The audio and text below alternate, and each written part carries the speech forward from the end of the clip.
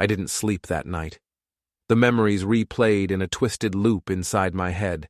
Emily's hand on my back, Paul's expression as he subtly blocked the view, the smile that flickered before they pushed me into the abyss.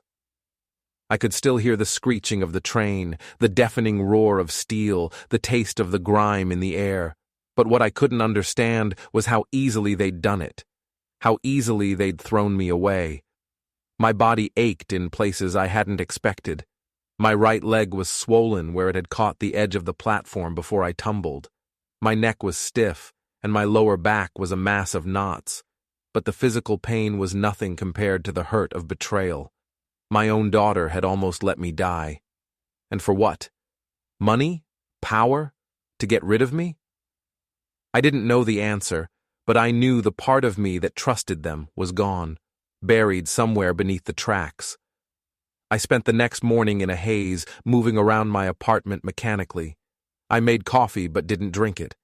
I sat in my recliner, staring out the window, my mind working overtime, planning. I knew I couldn't let this go, couldn't let them think they could get away with it, but at the same time, I had to be careful. They'd played their hand, and now I had to play mine. The apartment was quiet. The faint hum of the city outside filtered in, the noise of a typical Wednesday. No one was bothering me, but I could feel their presence lingering. I knew Emily would try to call, to smooth things over, to explain. But I wasn't ready for that. Not yet. By the time afternoon rolled around, I had decided. I needed leverage. I needed to make them feel the fear they'd so coldly inflicted on me. And the best way to do that was through their precious business, the one I had funded. It was time to take it all away. I picked up my phone and started making calls. The first one was to a lawyer, a good one, the kind who didn't ask too many questions but got results. I told him what had happened. I left out the part about the betrayal. I wanted that to be a surprise, but I painted a picture of an accident that was far from an accident. A family tragedy, an attempt to hurt me, to destroy me. He didn't need to know more right now. He just needed to know how to help me strike. Next, I called the bank. I had to move fast, but the more I thought about it, the more I realized I needed to go all in. Emily and Paul's business was my investment. If I pulled the money, if I ruined their credit, if I made them feel the financial weight of their actions, they'd have no choice but to come crawling back to me, to beg for my forgiveness. I would be the one in control. I signed the papers that afternoon, instructing the bank to freeze their accounts and liquidate their investments. I knew it would take time to fully unfold, but I wanted them to feel the pressure. I wanted them to sweat. And in the meantime, I had something else to do. The next day, I went to the office. Not mine. No, I wasn't going to let them know I was doing this alone. I called up a few people I knew, a few connections that might be able to help. I made sure the right people knew that Emily and Paul's business was in trouble, that the debts were mounting, that their empire was built on a shaky foundation. I made sure the gossip spread like wildfire. As I sat there, listening to the buzz of the office around me, I felt a sense of power settle over me. For the first time in days, I wasn't afraid. I wasn't the woman lying between the tracks. I was the one who had the power. That evening, Emily called. The phone rang, and I stared at the screen for a long time before picking it up. "Mom, can we talk?" I let her voice linger in the silence before responding. "What's there to talk about?" "I know you're angry," she said, her voice trembling slightly. "But please, you have to understand. Paul and we didn't mean for it to go that far." I pressed my lips together. She still didn't get it. "You didn't mean for it to go that far?" I echoed. "You pushed me in front of a train. That was as far as it could go, Emily." "I'm so sorry. We? I interrupted, my voice growing colder. "You mean you didn't mean to end me? But Paul, I'm sure he was ready to finish the job." "Mom, you don't understand. We were in debt. The business, your business," I snapped. "That I funded. You think I don't know what's been going on? How much money you've wasted? How many times you've asked me for help? And then, you try to end me, to inherit everything I've built? That's what this was about, wasn't it? You wanted me gone. No, she said, her voice pleading now. That's not it. It wasn't like that. We panicked. We didn't think you'd survive. I could feel the anger rising inside me. The audacity. The audacity of her to think I'd be stupid enough to believe that. Don't ever contact me again, I said flatly, the words tasting like poison. You and Paul can go to hell. Don't ever think I'll forgive you. The line went silent for a moment, and I could hear her sobbing on the other end, but I didn't care. I hung up before she could say anything else. The following week was full of phone calls, each one more strained than the last. Emily tried to reach out again, but I blocked her number. I watched as the walls around her began to crumble. The business was in trouble, and the pressure was mounting. The investors were pulling out. The creditors were knocking on the door, and Emily had nowhere to turn. But I still wasn't satisfied. I still needed to see the fear in their eyes. I needed them to understand the cost of what they'd done. One afternoon, I showed up at their townhouse. Emily opened the door, her face pale. She hadn't slept in days, I could tell. Paul was behind her, his eyes red, his shoulders hunched. They'd been through it. They were unraveling, and I couldn't help but feel a small, cold satisfaction. "Mom," Emily whispered, "please. We've learned our lesson. We're sorry. We didn't mean to hurt you." "You've done more than hurt me," I said quietly, stepping into their home. "You tried to end me. You pushed me in front of a train. We didn't want to." "I know," I interrupted, "but you did. And now you will deal with the consequences. I've taken what's mine. I've made sure the world knows what you did. And as for your little business, I think you should start looking for new jobs. You're both done." I turned and walked out, leaving them standing there, their eyes wide, their bodies frozen. I didn't look back. I didn't need to. Their lives were mine to destroy now. As the story unfolds, take a moment to like, subscribe, and write in the comments. Would you forgive them or walk away? The following days passed in a blur of calculated movements. My apartment, once a place of comfort, had transformed into my war room. I was no longer the passive observer of my life.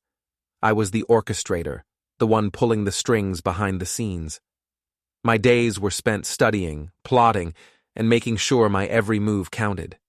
Every time I walked through the door of my apartment, I could almost hear the ghosts of my past self whispering warnings.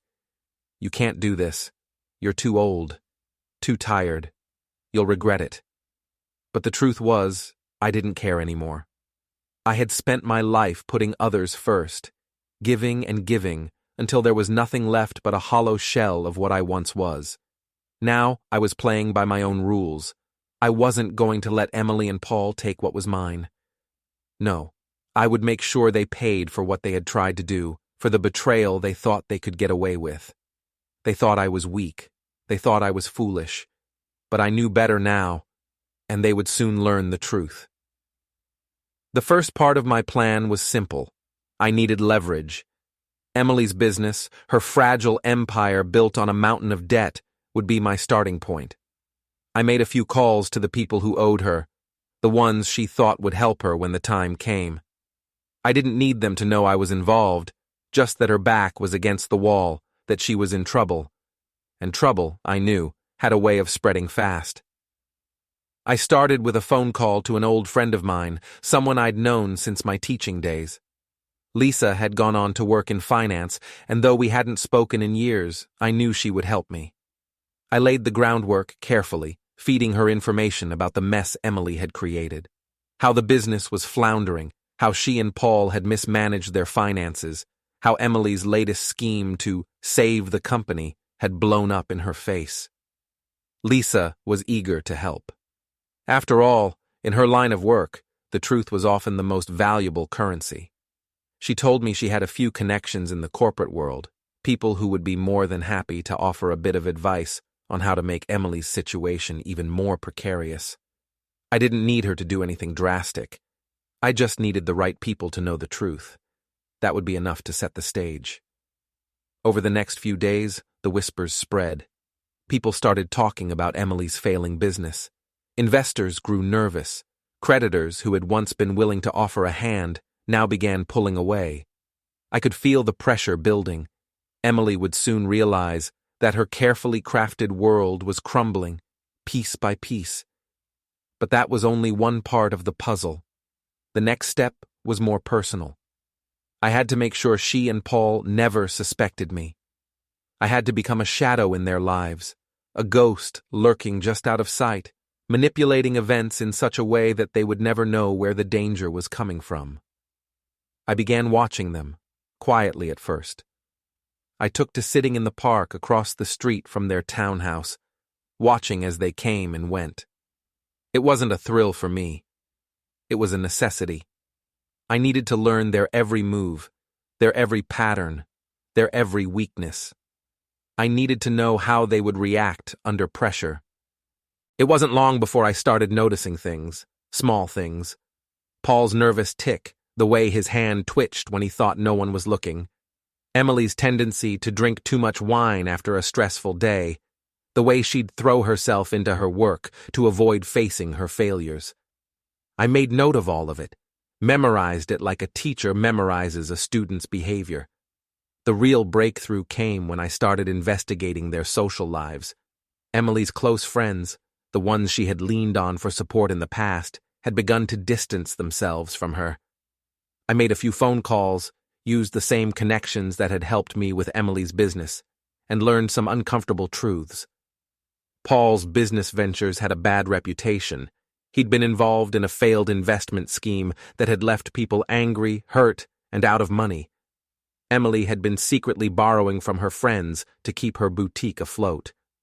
They were struggling, and no one was helping them anymore. I saw their vulnerability for what it was, an opportunity. The next day, I called in a favor from an old acquaintance at the insurance company. The life insurance policy Emily and Paul had taken out on me was a key piece of the puzzle. It wasn't just a safety net. It was a ticket to their freedom. The idea that I could make it disappear, that I could make sure they never saw a cent from it, gave me a sense of power I hadn't felt in years. I asked my contact to review the policy details and to see if there was any way to manipulate it without drawing attention. I wanted to make sure that if anything happened to me, Emily and Paul would never see the money. I wanted them to know that their plan had failed before it even began. The sense of satisfaction I felt knowing I could pull the rug out from under them was almost enough to make me smile. But I wasn't done yet. The final step in my plan would require more finesse. I knew that Emily and Paul would eventually realize that their options were running out. They would come after me again, desperate, with nowhere else to turn. But this time, I would be ready. I didn't just want to survive their attack. I wanted to make sure they regretted ever thinking they could get away with it. They had underestimated me, and that would be their undoing. They would learn that their actions had consequences, and they would pay the price for everything they'd done. The phone calls continued. I reached out to more people who owed Emily and Paul money, reminding them of their debts, stirring the pot just enough to keep the pressure on. I knew it wouldn't take long before they began to crack. When that happened, I would be waiting. I would be ready. The months that followed were filled with quiet satisfaction. Emily and Paul's lives unraveled in slow motion, piece by piece. Their business collapsed, their finances crumbled, the life insurance policy remained out of their reach, and their once comfortable lives became a nightmare. I never had to lift a finger. I didn't have to confront them, didn't have to get my hands dirty. I just let the world turn on them, bit by bit. They were forced to beg, to crawl, to do things they never imagined they'd have to do. And as I watched their world fall apart, I realized something that I hadn't expected. I didn't feel sorry for them, not one bit. They had made their choice. They had chosen greed over family. They had chosen betrayal over love. And now they would pay the price. For once in my life, I wasn't the victim. For once, I was in control. I spent that evening making plans. I couldn't afford to make any mistakes now. Emily and Paul had trapped themselves in a web of lies, deceit, and dangerous associations. The stakes were higher than I had ever imagined. The life insurance, their financial ruin, the loan shark. This wasn't just about greed anymore. This was desperation. But that desperation was my key. It was the opening I had been waiting for. I had what they feared most: control. They thought they were manipulating me, but in reality, they had walked right into my trap. I wasn't just a pawn on the board anymore. I was the one moving the pieces. The next morning, I woke up early, feeling more energized than I had in weeks. The adrenaline from the previous days still buzzed in my veins. Today was the day I would confront them, not directly, but indirectly. I had made my move, and now it was time to let them feel the pressure. I started with Robert Castellano. I had a plan in mind, but I needed more leverage. I called the local police precinct in Westchester. It took some time, but eventually I managed to get a low-level officer on the phone. He didn't know me, but he was willing to listen. I didn't drop any names, didn't need to. I just gave him enough details to pique his interest. "A man named Robert Castellano," I said as casually as I could. "I believe he's involved in some business dealings in New York City. I've heard rumors about him being tied to loan sharks. Can you verify?" The officer was skeptical, but when I mentioned the name of a business associate he was familiar with, he promised to look into it. That was all I needed. Just a little seed planted. I didn't need him to act immediately. I just needed him to remember that name when the time came. Next, I turned my attention to Emily. She was my daughter, after all. I had raised her, loved her, and I knew her better than anyone. But there were parts of her I hadn't seen, the parts that had hidden behind the mask of a successful, respectable woman. And now, I was starting to peel back the layers, piece by piece. I didn't follow her that day. I didn't need to. Instead, I spent the day going over my notes, confirming every piece of information I had gathered. The marketing firm, the contract with the loan shark, her increasing financial difficulties, it was all coming together. I knew her well enough to know she wouldn't confront me directly. She'd try to find a way around me, to go behind my back, to keep her hands clean. But I had one more card to play. I spent that evening preparing a carefully worded email, not to Emily, but to the investors who had backed her business. I didn't need to give them all the details, but I knew enough to suggest that something wasn't quite right with the way she was handling the business. I carefully framed it as a concerned family member, but it wasn't hard to paint a picture of a woman desperate to cover her tracks. The email went out late, just before midnight. It wouldn't get noticed immediately, but in the coming days, the questions would start. And Emily would feel the heat. I knew her. I knew she wouldn't panic. But she'd make a mistake. She always did. Saturday arrived sooner than I expected. Emily and Paul would be at my apartment in the afternoon, and I had prepared everything meticulously. The table was set for lunch, but it wasn't the meal that would matter. It was the conversation. I spent the morning going over my notes once more, making sure everything was in place. I kept thinking about the look on Emily's face when I had told her I was considering assisted living. I could see the wheels turning in her head, the glimmer of hope that had danced in her eyes. She thought I was vulnerable. She thought she could convince me to hand everything over to her, but she didn't know that I had already made my decision. I wasn't about to let her or Paul get away with what they had planned. Around noon, I started making the lunch I had promised them: roast chicken, mashed potatoes, and vegetables. It was the kind of meal Emily and Paul had always enjoyed when they visited. It was also the kind of meal that would allow me to set the tone of the conversation. The doorbell rang at exactly 1 p.m., right on schedule. I opened the door to find Emily standing there, a tight smile on her face. Paul stood behind her, his usual smirk nowhere to be found. He looked more tired than I had ever seen him. "Hi, Mom," Emily said, her voice sweet but edged with something I couldn't quite place. "How are you feeling today?" "I'm fine," I replied, stepping aside to let them in. "Just a little sore from yesterday's events, but nothing I can't handle."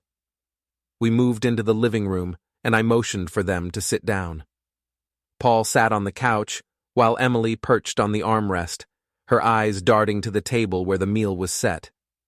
"I'm glad you both could make it," I said, taking a seat across from them. "I've been thinking a lot about what you said, Emily, about me moving in with you or going to assisted living, and I've done a lot of research." I could see her stiffen, just for a moment, before she relaxed into her practiced smile.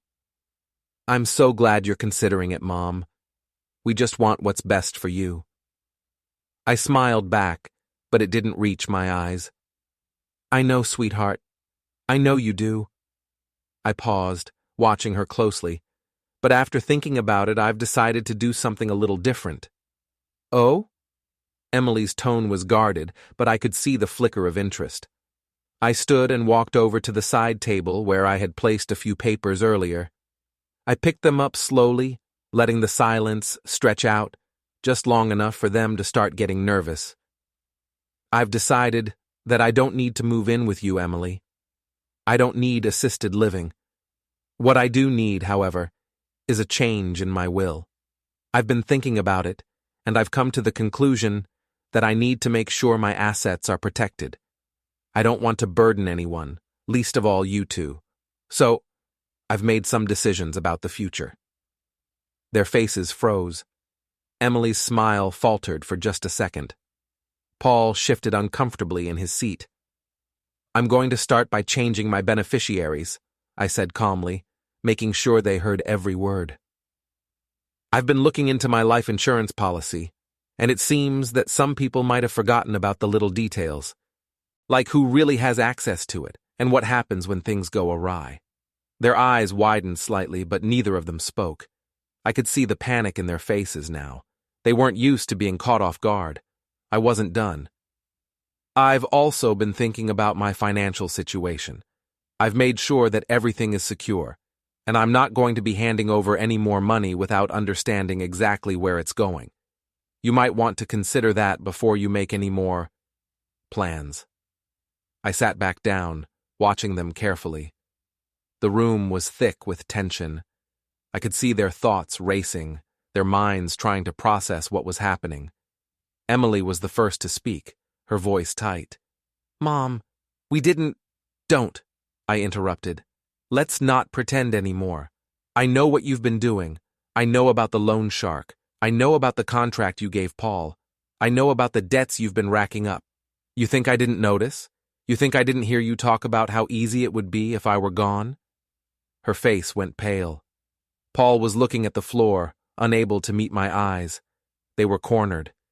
"And," I continued, my voice cold, "I also know about the affair. Paul, I think you've been spending more time with Jennifer Hartley than you've been letting on.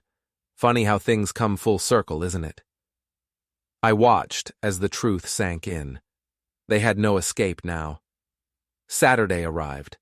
Emily and Paul showed up at my apartment at 2 p.m. right on time. Emily carried flowers, Paul had wine. Both wore their best concerned family member expressions. "Mom, you look wonderful," Emily said, kissing my cheek. "How are you feeling?" "A little sore, but fine," I said. Come in." I'd set the table with my good china, made chicken salad, fresh bread, iced tea, the perfect grandmother lunch. We sat down and went through all the normal pleasantries, weather, news, small talk about their work. Then I steered the conversation where I wanted it. "I've been thinking a lot about Tuesday," I said, "about what could have happened, about how vulnerable I really am." Emily reached across the table and squeezed my hand. "We've been thinking about it too. I don't want to be a burden," I continued, "but I also don't want to pretend I'm not getting older. So I looked into some assisted living facilities, places nearby, with good programs." Paul leaned forward. That's very wise, Sarah. Very responsible. I pulled out brochures. We spent 20 minutes going through options, memory care units, independent living, continuing care facilities, all very expensive, all requiring significant upfront deposits. The problem is, I said slowly, I'm not sure I can afford any of these, not with my savings, not without selling the apartment. Emily's eyes lit up. Just for a second, but I saw it. We could help with that, she said. Maybe we could find a place together, a multi-generational living situation. You mean I'd move in with you? Or we could sell both properties and buy something bigger. Pool our resources. She was warming to the idea now. Actually, Mom, Paul and I have been discussing this. We think it makes sense. You shouldn't be alone anymore. I nodded slowly, as if considering. That's very generous. But wouldn't it be difficult? Your townhouse is mortgaged, and my apartment is paid off. The finances might get complicated. Paul jumped in. Not at all. We'd just need to work with a good real estate attorney. Transfer your deed into a family trust, probably. Very standard. And then when we sell, everything gets divided appropriately. When we sell, I repeated. Not if? Well, eventually, Emily said. When the market is right. When it makes sense for everyone. I could read between those lines. They wanted my apartment in a trust where they had control, wanted to liquidate my assets, and once everything was in their names, they wouldn't need me anymore. Another accident, another tragic fall, this time with no witnesses. Let me think about it, I said. It's a big decision. Of course, Emily said. Take your time. But her smile was forced. I could see the tension in her shoulders. They didn't want me to think about it. They wanted me to act now, fast, before I changed my mind or talked to anyone else. After they left, I sat at my table and added notes to my growing file. Then I made a phone call. Anderson and Associates. How may I help you? I'd like to speak with someone about estate planning, I said. And I think I might need a criminal defense attorney as well. The receptionist connected me to Margaret Anderson herself, senior partner, 40 years of experience. We talked for 30 minutes. I explained my situation, carefully, without making accusations. Just laid out the facts, the subway incident, the financial pressure, the suggestion to put my assets in a trust. Don't sign anything, Margaret said immediately. Don't agree to anything, and document everything from now on. Every conversation, every interaction. I am, I assured her. Good. Come see me Monday morning. Bring all your financial records. We're going to protect you. I hung up, feeling relieved, but also frustrated, because protecting myself wasn't enough. Not anymore. They'd tried to end me. They'd smiled while I lay between subway tracks with a train screaming overhead. They'd planned my murder like it was a business transaction. Protection wasn't justice. It was just postponement. I wanted something else entirely. Sunday morning, Emily called. Mom, I hope you don't mind, but I mentioned our conversation to a friend of mine. She's a real estate agent, very experienced with senior transitions. She'd love to meet you. That's thoughtful, I said. But I really need more time. I understand. But she's only available today, and I think you'd really like her. Could we stop by around 4 p.m., just for a quick chat? They were pushing. Hard. Whatever deadline they were facing, it was coming soon. All right, I said, but only for a few minutes. I spent the afternoon preparing, not for their visit, for what came next. I called Jennifer Hartley's number, got voicemail, left a message. Hi, Jennifer. My name is Sarah Chen. I'm Paul Bennett's mother-in-law. I think we should talk about his relationship with you and how it might affect your business dealings with his wife's company. Please call me back. Then I called Robert Castellano's number. Also, voicemail. Mr. Castellano, this is Sarah Chen. I believe my daughter owes you money. I'd like to discuss a payment arrangement. Please return my call. 2 grenades, pins pulled, waiting to explode. Emily, Paul, and a woman named Rita Showed up at 4 p.m. sharp. Rita was professional, polished, probably very good at her job. She talked about market conditions, comparative sales, the advantages of acting quickly. Properties like this, she said, gesturing around my living room, are incredibly valuable right now. You could clear $450,000 easily, maybe more in a bidding war. And then what? I asked. Where would I live? That's what we're here to discuss, Emily said. We have several options.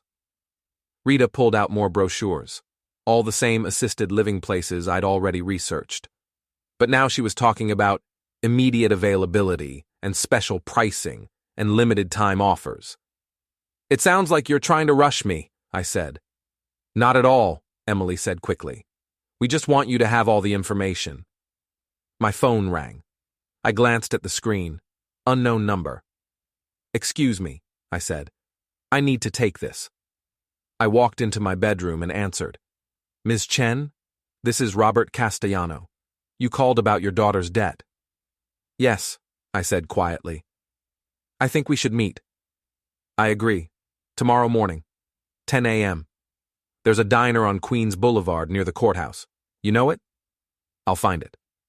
Come alone. He hung up. I returned to the living room. Emily, Paul, and Rita were looking at papers spread across my coffee table. Transfer documents, trust agreements, power of attorney forms. What is all this? I asked. Just preliminary paperwork, Emily said. Nothing binding. Rita was explaining how the process would work. I looked at the documents more carefully. They weren't preliminary. They were complete contracts, ready for signatures. All they needed was my name on the dotted lines, and my apartment would belong to a trust controlled by Emily and Paul. Get out, I said. Emily blinked. What? Get out of my apartment, all of you, now. Paul stood up. Sarah, let's not be hasty. I know what you're doing, I said. My voice was steel. I know about the debt. I know about the life insurance. I know everything. Rita gathered her papers quickly and headed for the door. Smart woman. She wanted no part of whatever was about to happen. Emily's face went pale, then red. Mom, you're being paranoid. Am I? Then explain the envelope you gave Robert Castellano on Thursday. Explain why you're so desperate to get your hands on my apartment. Explain why I'm still alive after Tuesday. Paul took a step toward me. You need to calm down. Don't, I said, holding up my phone. I'm recording this, and if you touch me, I'm calling 911. He stopped. Emily stared at me with an expression I'd never seen before. Pure hatred. All pretense dropped away, and I was looking at a stranger.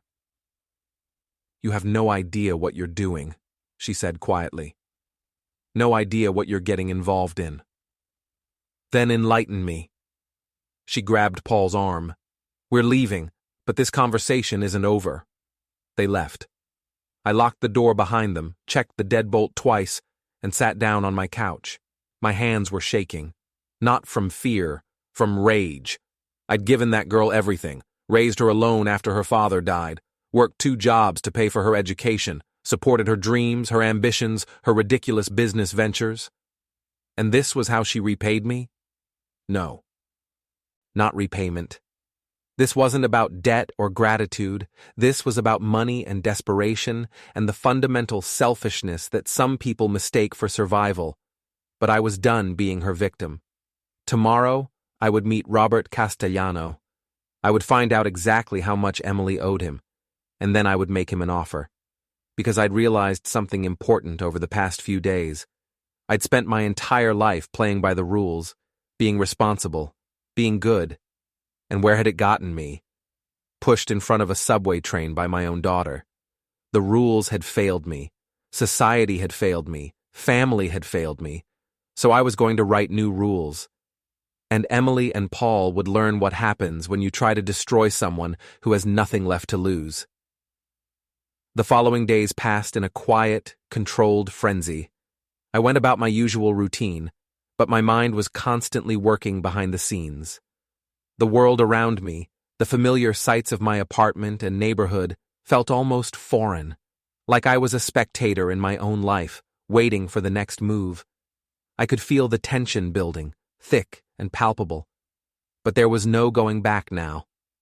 I hadn't told anyone what I was doing, not my friends, not the people I'd spent years with.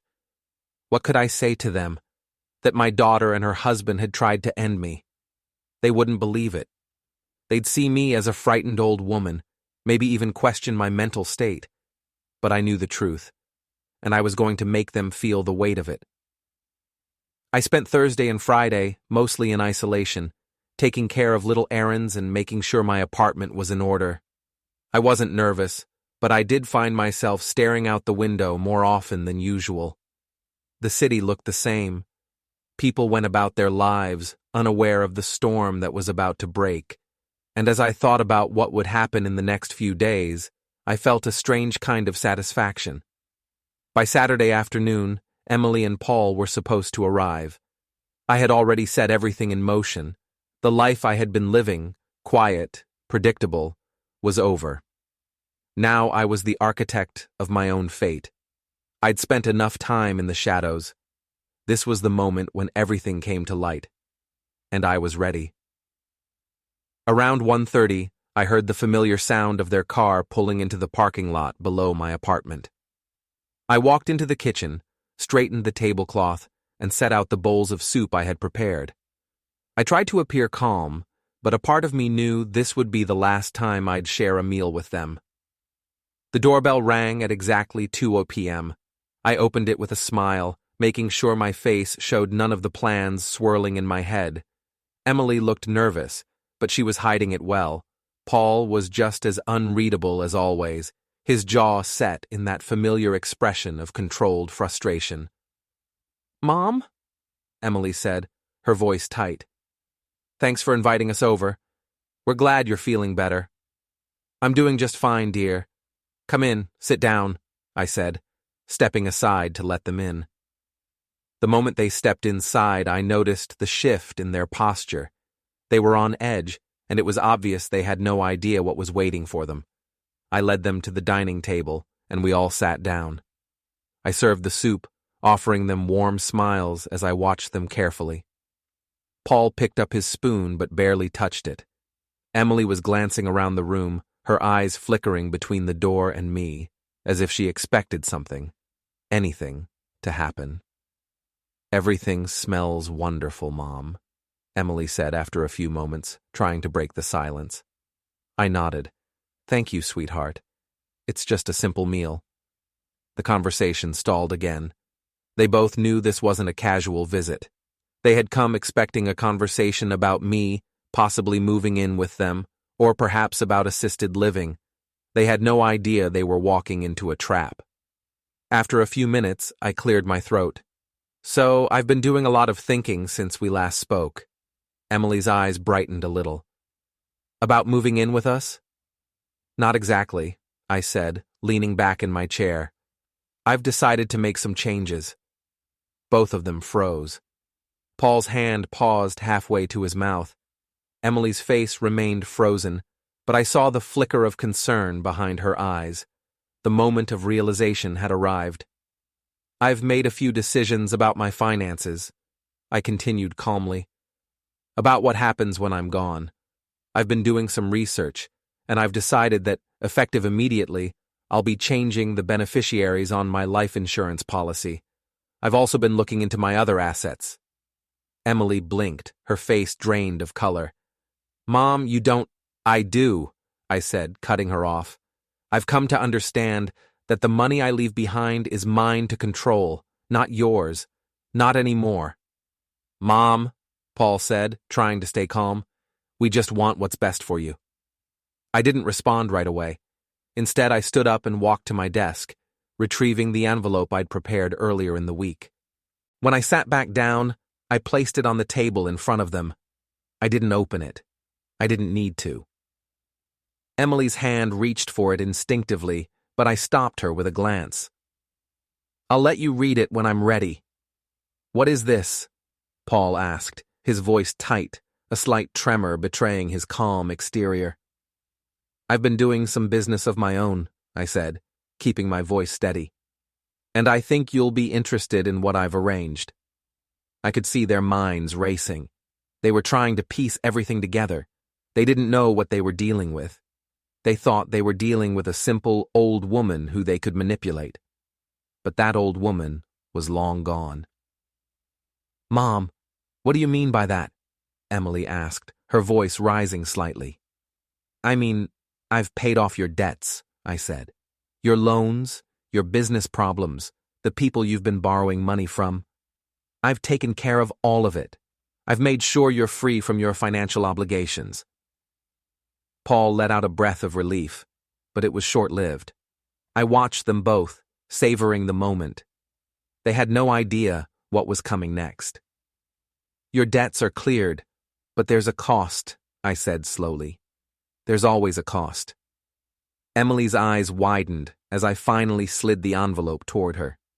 She hesitated for a moment before opening it, pulling out the photos of Paul with Jennifer Hartley. Her face shifted as she processed the images, her fingers trembling as she held them up to the light. "What is this?" she asked, her voice barely a whisper. "Those are photos of your husband," I said, keeping my tone even. "With Jennifer Hartley, the woman who's been helping you with your business, the one you've been doing business with, the one who has become more than just a business partner." I let the weight of my words sink in. The look on her face was priceless. Betrayal, confusion, and fear all battled for dominance in her expression. "Mom, please," Emily said, her voice trembling. "You're not the only one who can make deals," I said, cutting her off. "I have my own connections. I've arranged for these pictures to be sent to you, anonymously, of course. And if you don't want them to go public, if you don't want your husband's affair to destroy your reputation, then I suggest you stay away from my life, stay away from my finances, and stay away from me." I paused, watching their reactions. Paul was staring at the table now, unable to meet my eyes. Emily looked like she might faint, her face pale and drawn. "You don't have to worry about the debts anymore," I said softly. "But you do have to worry about your future. Your career, your marriage, everything you've built is hanging by a thread now." I stood up from the table, taking the photos from her hand. I tucked them back into the envelope and placed it in my purse. "I'm done with you two," I said, my voice cold. "I'm done playing nice, and I'm done being the victim." The room fell silent. Neither of them said anything. I didn't expect them to. They were lost. Their carefully laid plans had just been destroyed. "I'm going to go now," I said, turning toward the door. "But don't think for a second that I'm afraid of you anymore. You've made your move. And now, it's my turn." I left the apartment without looking back. The door clicked shut behind me, and for the first time in months, I felt truly free. The first domino fell on Friday afternoon. Emily called me, her voice shaking with rage. "What did you do?" "I paid your debt," I said calmly. "You're welcome. You had no right to interfere in my business. Your business was about to get you ended, or get me ended so you could collect insurance money. I saved your life, Emily." She was quiet for a moment. "Castellano said the debt is clear. He said you paid everything." "I did." "Why?" "Because you're my daughter, and despite everything you've done, I didn't want to see you hurt. But now you own me," she said bitterly. "Now I owe you instead of him." "No," I said. "You don't owe me anything. The debt is paid. You're free."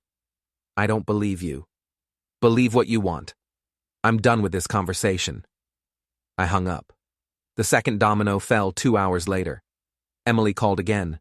This time she was crying. "Paul is having an affair." "I know." Silence. Then, "You knew? How long have you known?" "A few days. I followed him. Took pictures."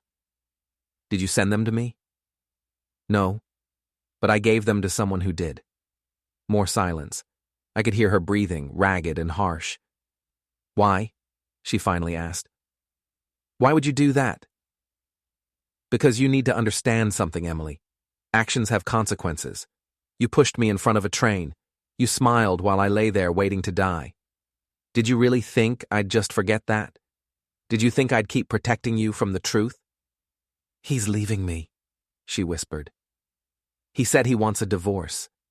He said I'm too controlling, too demanding. He said he never loved me.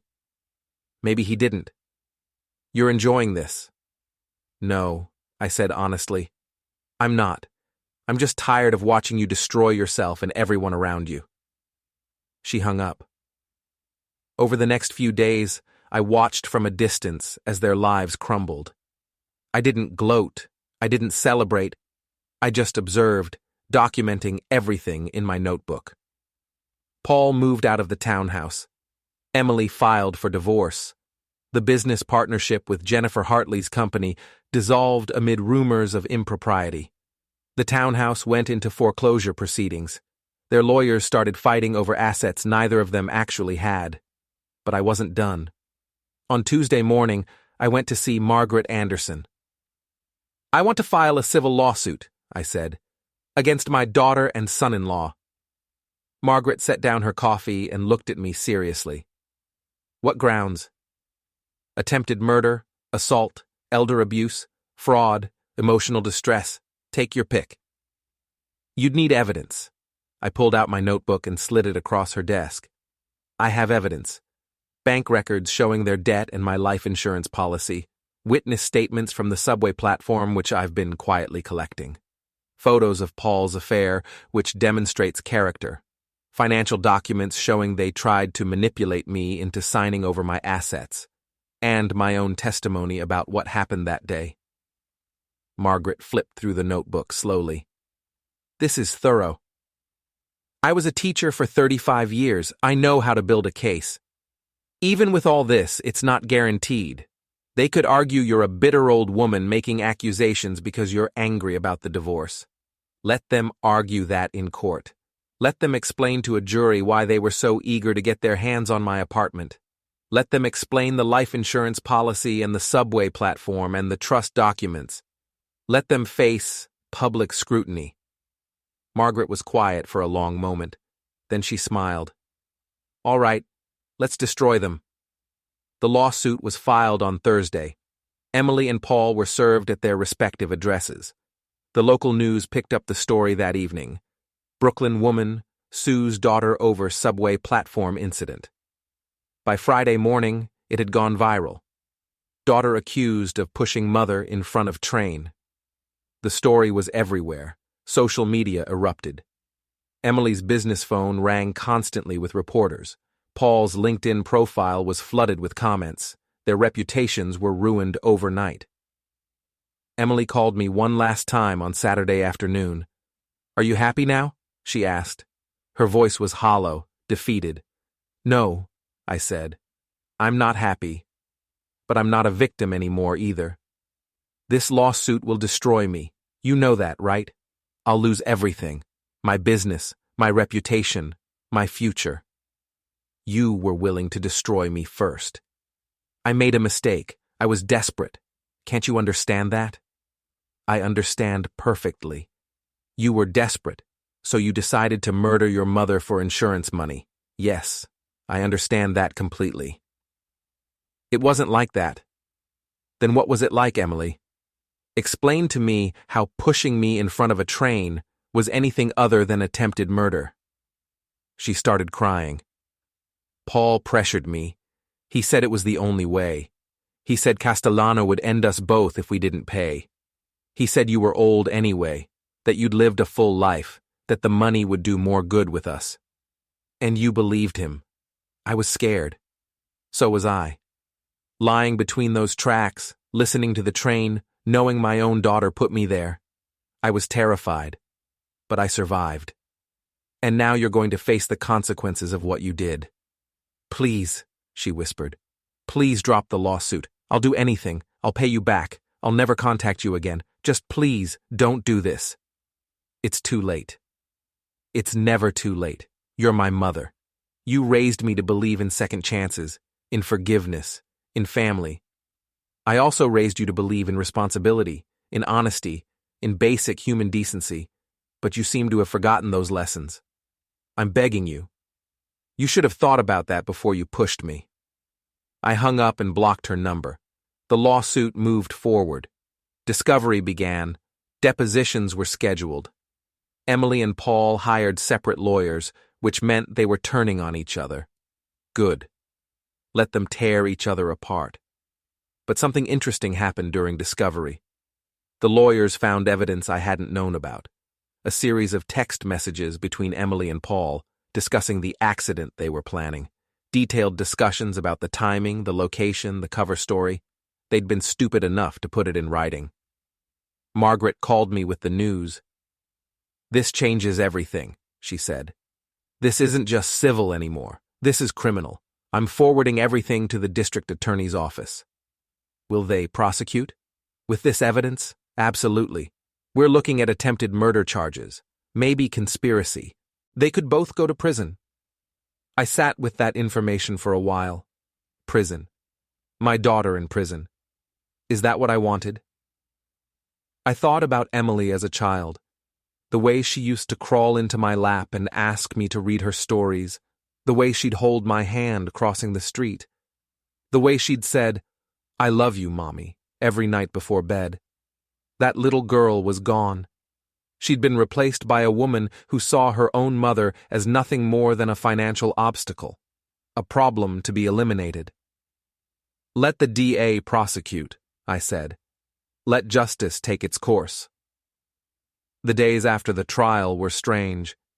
Everything felt muted, as if I were living in a fog. The world had moved on, but I was still caught in the aftermath of the trial, watching it all from a distance. I hadn't been prepared for the emptiness that followed. There was a sense of finality to it all, a feeling that things were over, but in reality, it was only the beginning of something new. Something I wasn't sure how to define yet. The first few weeks after Emily's sentencing, I stayed in my apartment, mostly keeping to myself. I wasn't interested in hearing about the media coverage, though I knew it was still there.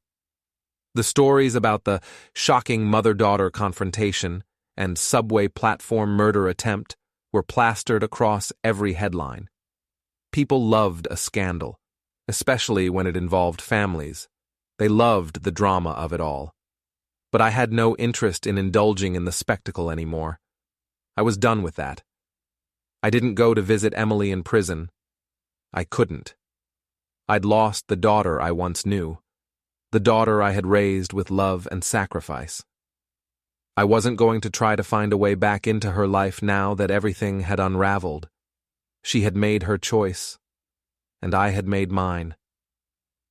The emptiness that lingered in me, though, was something I didn't know how to shake. I had gone through hell. I had fought for my life, fought against those I trusted most, and in the end, I had succeeded. But at what cost? I thought about Emily in her prison cell, about the woman she had become. It wasn't the first time I had wondered how things had gone so wrong. I had given everything to her, and she had taken it all for granted. I couldn't even blame the life insurance policy or her failed business ventures anymore. Those were just excuses after all.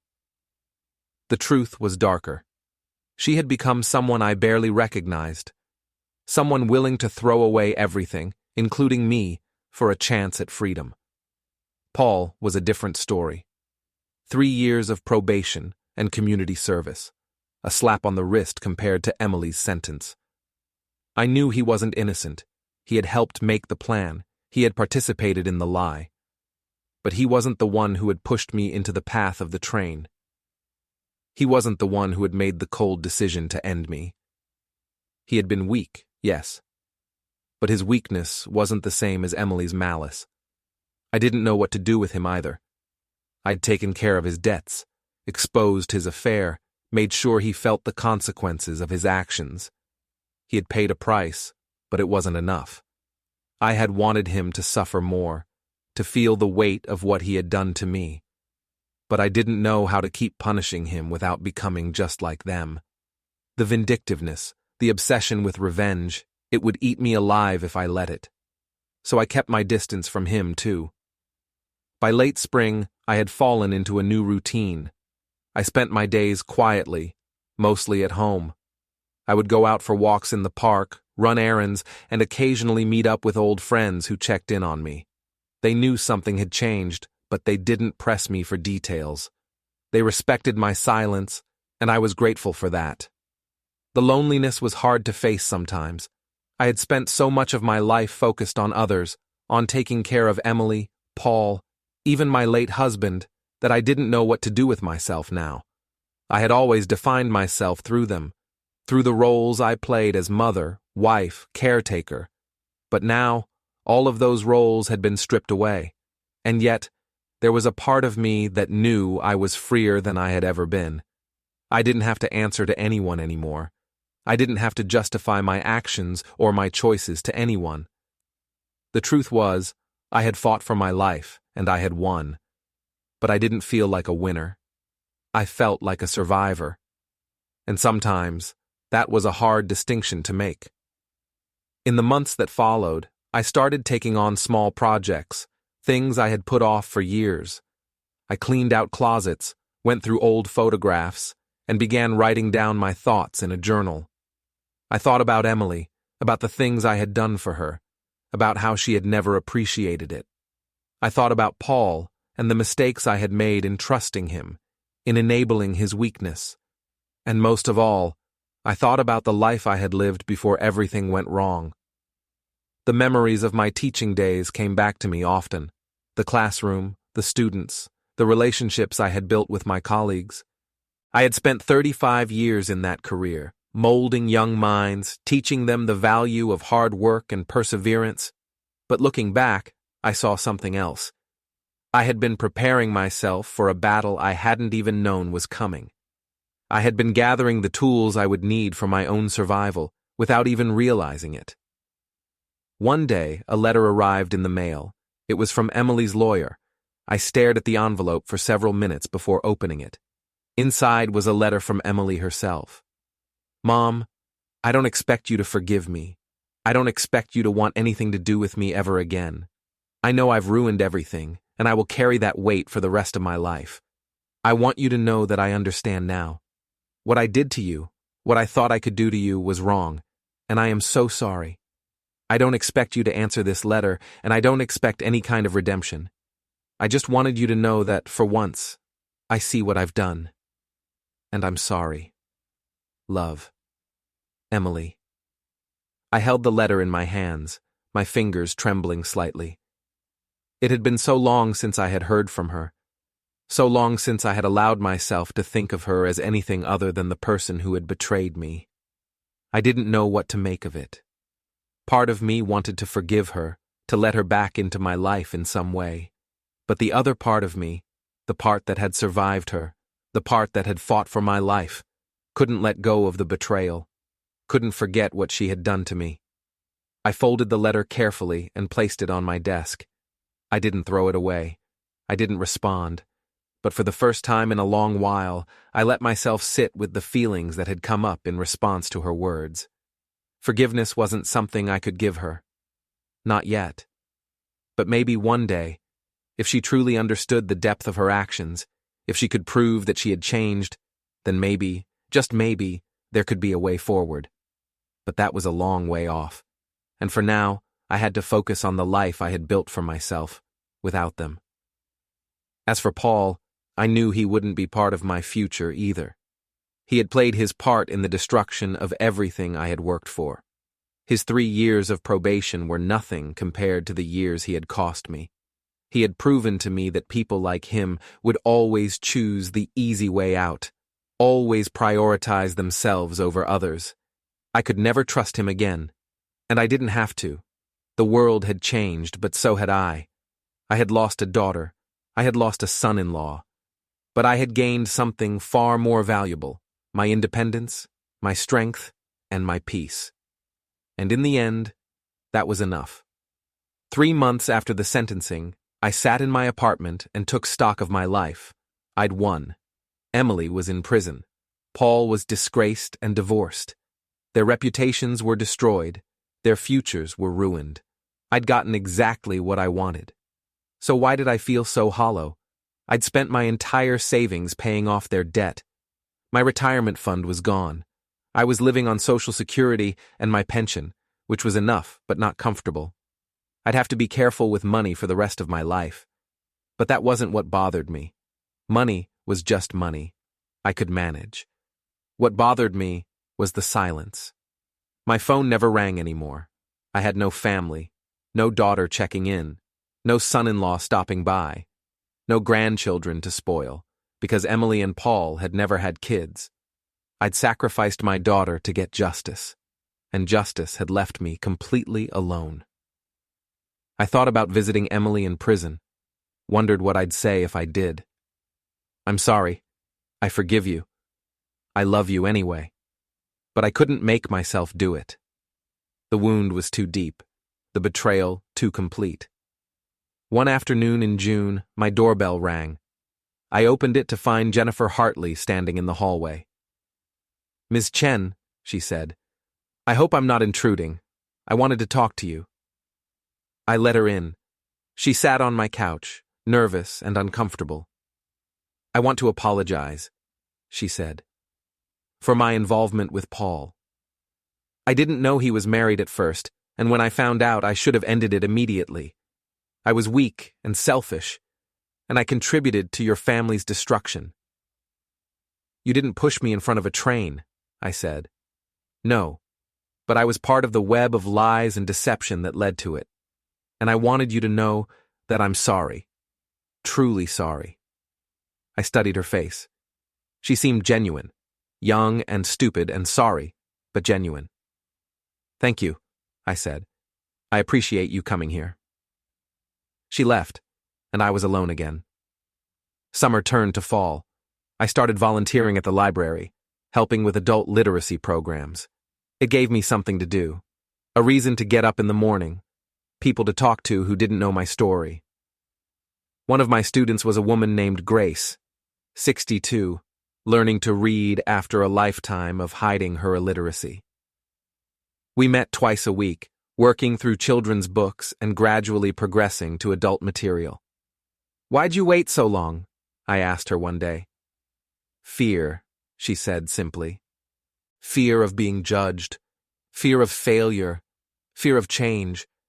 But then my husband died, and I realized I'd wasted so much time being afraid, so I decided to stop wasting more." Her words stayed with me. I'd spent the last year being driven by anger and hurt, by the need for justice, by the desire for revenge, and I'd gotten everything I wanted. But I'd also wasted time I could have spent rebuilding my life, finding new relationships, creating new meaning. In November, I received a letter. Prison postmark, Emily's handwriting. I stared at it for 3 days before opening it. The letter was short. "Mom, I know you probably don't want to hear from me.